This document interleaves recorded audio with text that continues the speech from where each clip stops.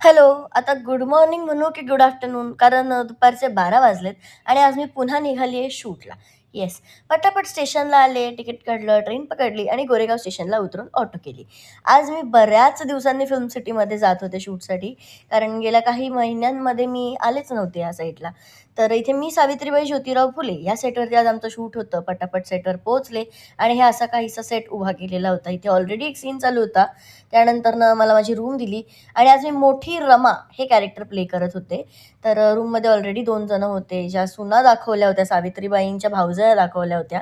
तर लगेच काही काम नव्हतं म्हणून मी माझे असाइनमेंट्स करत बसले. पण तेवढ्यात आले माझे कॉस्ट्यूम्स आणि इथे मला हे आलवण जे काय म्हणतात ते सगळं असं निसवलं आणि त्यानंतरनं स्क्रिप्ट आली. स्क्रिप्ट वाचत होते. सोबत माझे ते केसांना बांधत होते आणि ते बांधताना त्यांचा जो काही स्ट्रगल चालू होता, काय सांगू? कारण तो कपडा साडीचा नव्हताच मुळात. चादर गुंडाळली होती मला अक्षरशः.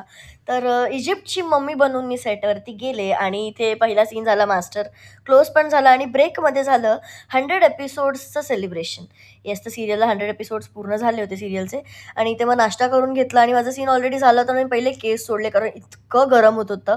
पटकन नाश्ता केला आणि नेक्स्ट आउटफिट चेंज करून घेतलं. तर ही साडी होती. असं काहीतरी देवीचा आउटफिट होता सगळा. ज्वेलरी वगैरे घातली आणि मग मेकअप वगैरे करून घेतला आणि नंतर मला लावला लांब केसांचा विग. तर एनिवे नेक्स्ट डे माझा सीनमध्ये टकलाच करणार होते, त्यामुळे त्या विगचं मला काही अप्रूपच वाटत नव्हतं. तर ते सगळं झालं. पायाला क्लू म्हणजेच पट्टी वगैरे बांधली आणि इथे आलो तर दुसरा सीन चालू होता. पण माझा सीन मला रेकॉर्डच करता आला नाही, कारण फोन सांभाळणारच कोणी नव्हतं आणि साडीमध्ये तर मी कुठे ठेवू शकत नव्हते. त्यामुळे पटापट रूममध्ये आले, मेकअप काढला, ज्वेलरी काढली आणि पुन्हा यायचं होतं नेक्स्ट डे म्हणून असा आजचा दिवस.